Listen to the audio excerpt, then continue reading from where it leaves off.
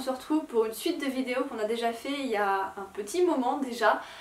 Il s'agit d'un top des meilleures fins. Donc on avait déjà fait les meilleures fins de saga et là on va faire les meilleures fins de tomes uniques. Et on va tout de suite commencer avec Mélie. Comme la dernière fois, c'est pour moi assez dur de définir qu'est-ce qui est une très bonne fin, qu'est-ce qui m'a vraiment marqué, au sens où j'ai pas de définition exacte.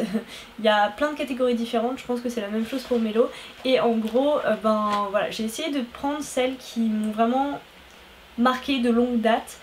Sachant que je lis très peu de one-shot par rapport à Mélo, et pourtant j'ai une liste assez conséquente de titres, mais bon voilà, je vais essayer de les rassembler et de faire comme je peux pour vous expliquer. Ce que je vous avais dit dans mon top de fin de saga, c'est que ce qui pour moi fait une superbe fin, c'est les fins pincement au cœur. C'est les fins qui sont en demi-teinte, ça veut dire ni trop belles ni trop tristes, même si j'avoue que si j'ai le choix entre les deux, je préfère les trop tristes que les trop belles. Voilà, c'est mon côté un peu dramatique.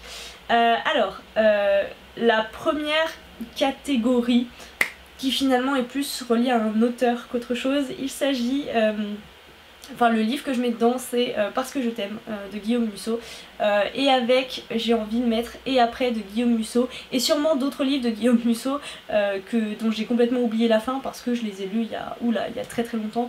Je pense qu'il doit y avoir un truc du genre Que ferais-je sans toi ou des choses comme ça.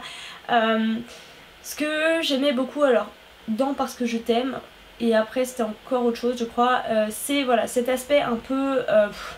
comment dire, on sait pas trop ce qui est réel, ce qui l'est pas, c'est une petite touche fantastique, mais jamais quelque chose d'extrêmement joyeux, ça c'est sûr.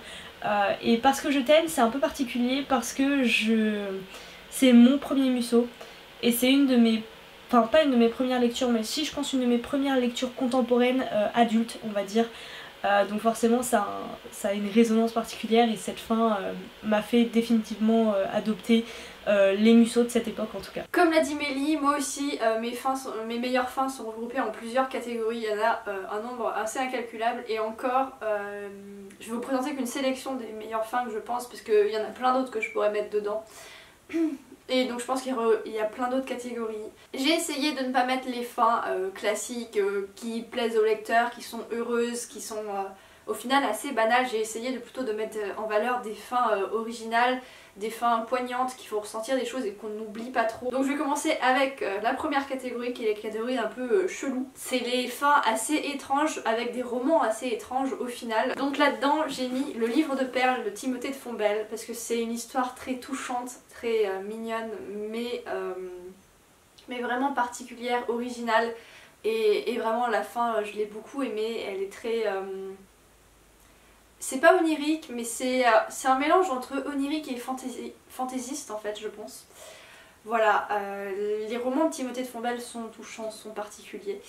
Et j'ai également mis Marraine, qui est étrange dans le même genre, mais dans un genre un peu plus réel, un peu plus triste aussi. L'auteur s'appelle Jean-Baptiste Andréa, et ce qui est marrant, c'est que j'ai découvert ce roman à un salon du livre, et au final Timothée de Fombelle était assis juste à côté à présenter ce roman aussi. Leurs romans dans leur côté étrange se ressemblent, et c'était pas un hasard si c'était côte à côte, je pense. Je pense que je ne pouvais pas faire un top des meilleures fins sans parler de mon auteur favori. Je vous en reparle à chaque fois, mais je suis obligée. Et il s'agit de Carlos Ruiz Zafón. Et oui, je suis d'accord, il n'a pas écrit, enfin il a écrit des sagas, enfin des pseudo-sagas, au sens où on peut lire les livres indépendamment les uns des autres, mais ils sont tous reliés. Cependant, j'en ai choisi un, du coup, qui est tout seul, qui est très court, que je vous encourage à lire, même s'il est un peu glauque, on va dire. Et il s'agit de Marina. Carlos Ruiz Zafón, c'est le maître absolu pour faire croire à un rêve, enfin pour vraiment semer le doute dans l'esprit du lecteur entre ce qui est réel et ce qui ne l'est pas, jusqu'au bout du roman. Et celui-ci m'a vraiment pincé le cœur. Je trouve que, il est vraiment triste en fait, hein. Je trouve de mémoire c'est vraiment un livre, enfin c'est pas évident à lire, c'est triste et c'est un peu dur. Mais voilà, très très belle lecture, et puis c'était Carlos Ruiz Zafón, donc j'étais obligée de le mettre ici. J'aurais clairement pu le mettre aussi. Tout comme j'aurais mis Le Livre de Perles, mais comme Mélo s'en est chargé à ma place, je ne vais pas vous en reparler. Ensuite, les fins que j'aime beaucoup, c'est les fins que je qualifie un peu de monstrueuses, puisque en général, ceux qui gagnent c'est un peu les méchants, c'est les personnages principaux, mais c'est des personnages principaux qui ne sont pas...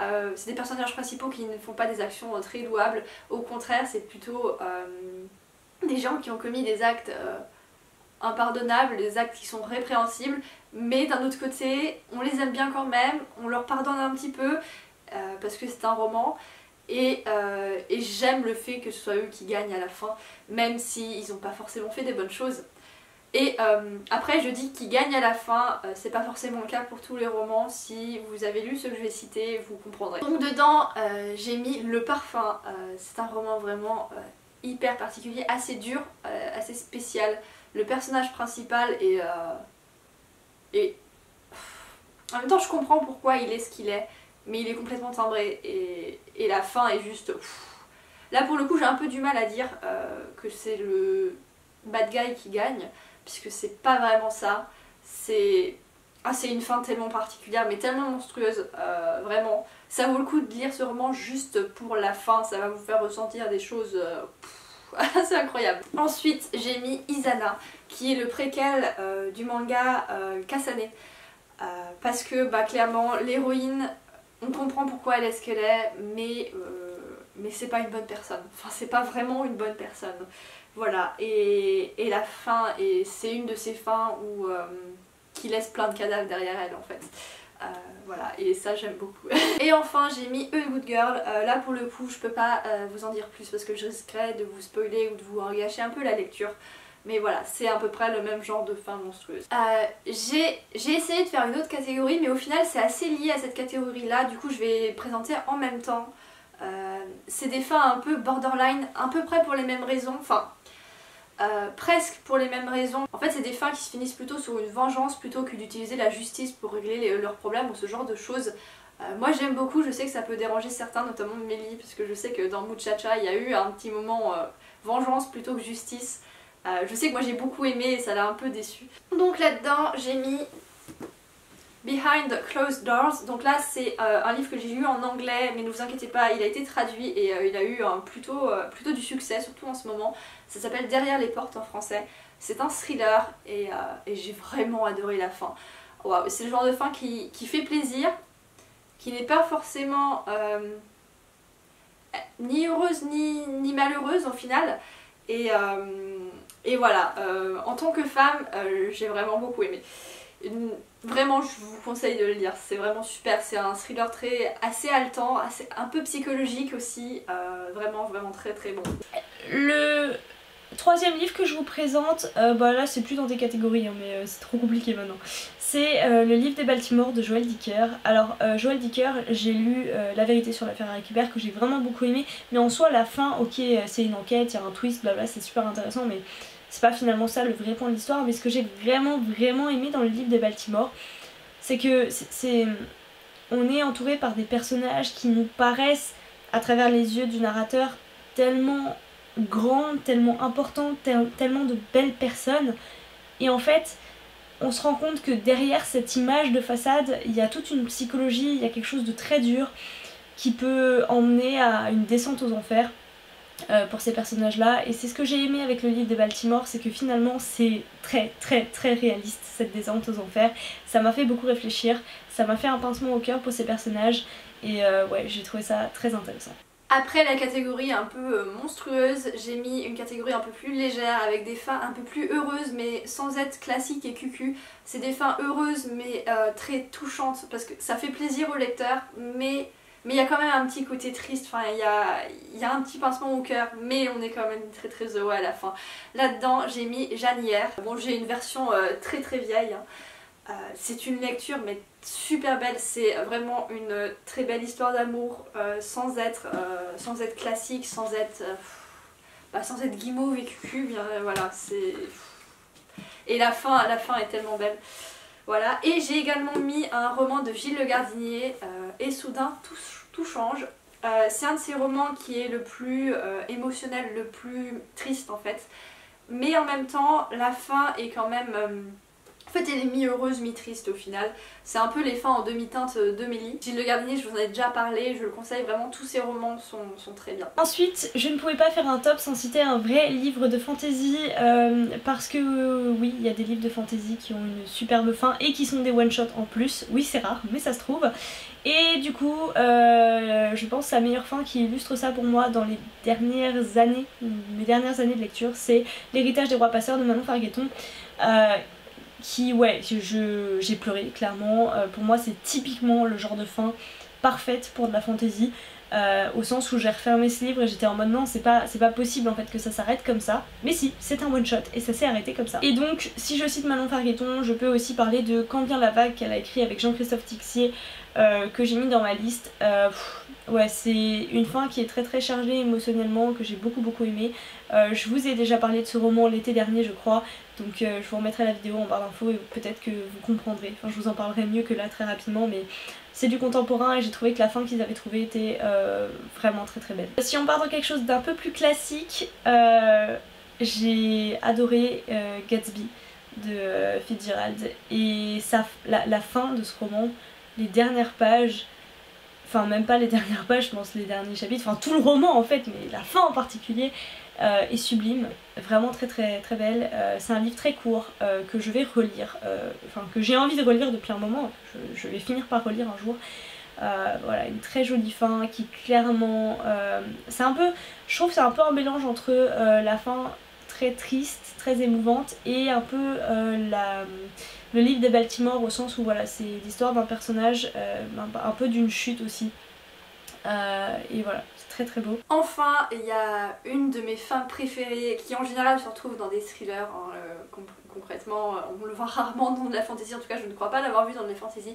C'est le genre de fin où on te fait croire, enfin l'auteur arrive à te faire croire à un truc jusqu'à la toute dernière page, puis à la dernière page, boum, il te détruit tout et il te met un petit grain de soupçon comme ça et qui te fait comprendre que bah, peut-être ça se finit pas exactement comme tu pensais que ça se finir, mais d'un autre côté peut-être que, enfin voilà, il y a des doutes, il casse complètement ce que t'as cru et voilà, et ça c'est le genre de fin que j'adore. Je peux pas détailler plus parce que ça peut spoiler.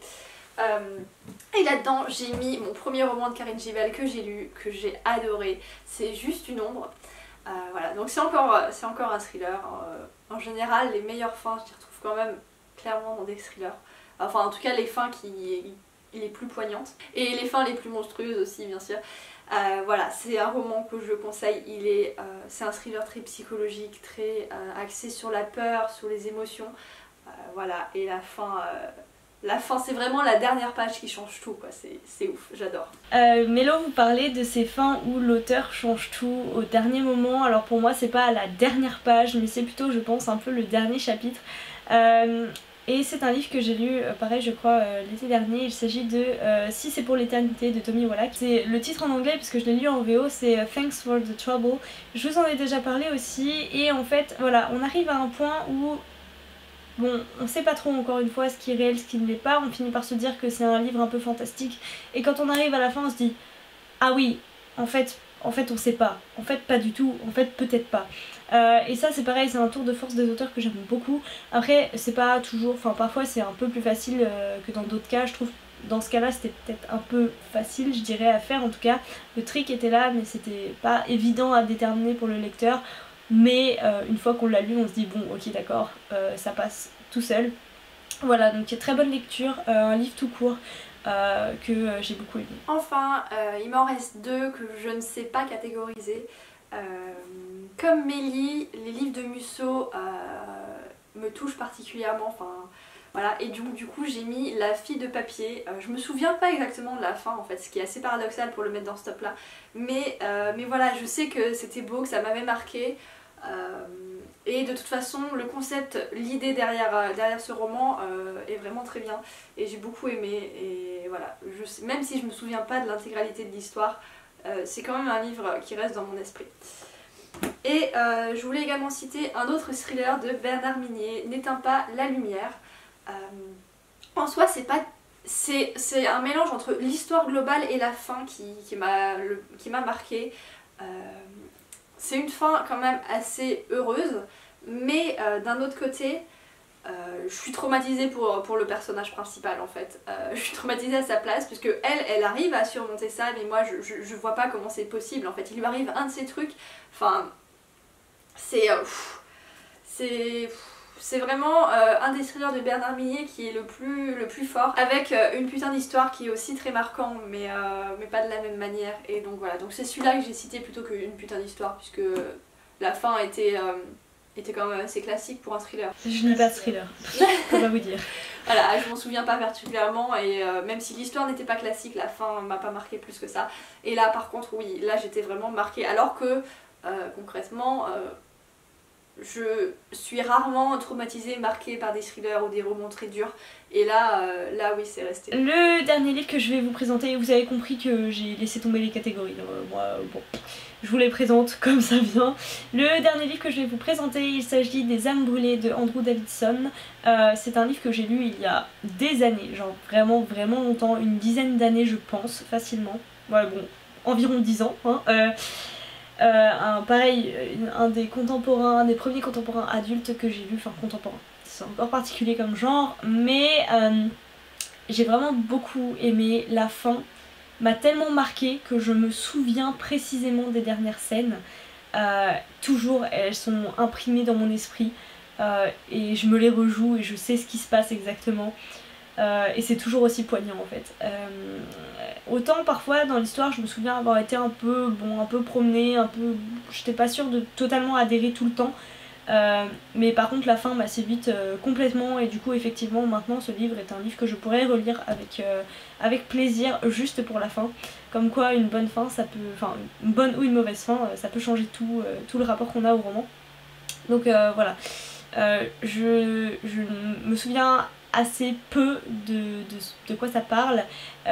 J'essaierai de vous mettre les liens pour un résumé dans la barre d'infos, mais je sais que c'est un livre qui m'a vraiment marqué et que je relirai avec plaisir. Et du coup, comme je vous l'ai dit, j'ai toute une liste de livres que je peux pas vous présenter parce que clairement il y en a trop, et puis je me souviens pas exactement des fins, mais par contre il y en a deux, quand on en a discuté avec Mélo avant de faire cette vidéo, il y en a deux qui sont revenus pour nous deux en fait, donc du coup je pense que ça vaut quand même le coup d'être cité.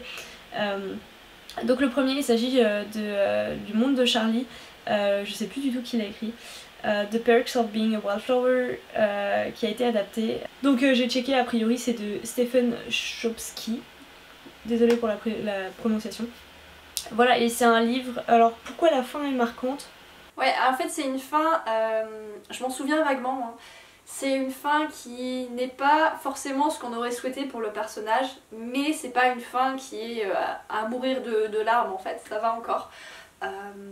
C'est un peu c'est la reconstruction aussi. Quoi. De quoi? Il se reconstruit, il se reconstruit en fait. Et clairement c'est pas une fin classique et facile. On peut citer Des fleurs pour Algernon, donc un classique de la science-fiction, qui est un livre superbe, extrêmement touchant, qui fait beaucoup réfléchir aussi. Et voilà, la fin est très belle, très belle. La fin est d'un côté attendue, on la voit venir de loin évidemment, bien sûr. Mais, oui. Mais c'est tellement touchant, et c'est l'évolution de ce personnage, c'est... Voilà, c'est terminé pour ce top qui est un peu désordonné, hein, mais c'est vraiment c'est le cœur qui parle, la mémoire qui essaie de s'exprimer aussi. On espère vraiment, si vous n'aviez pas été attiré par ces livres avant d'entendre parler de la fin, on espère qu'on vous aura donné envie de faire le détour et de prendre un peu de temps pour arriver jusqu'à ces fins qu'on a trouvées géniales. N'hésitez pas vous dans les commentaires à nous dire quels sont pour vous les one-shots qui ont des fins exceptionnelles, parce que voilà, nous aussi on a envie de découvrir des nouvelles choses et ça nous fera très plaisir de prendre le temps de lire un one-shot. C'est pas comme si c'était une saga non plus, de lire un one-shot pour découvrir des fins superbes et immanquables on va dire. Comme on vous l'a dit, on a une liste un peu genre longue comme le bras, donc tout comme pour les sagas on pourra sûrement faire d'autres épisodes. Si ce genre de vidéo vous plaît, n'hésitez pas à nous le dire. Et sur ce, on vous souhaite à toutes et à tous de très belles lectures jusqu'à notre prochaine vidéo.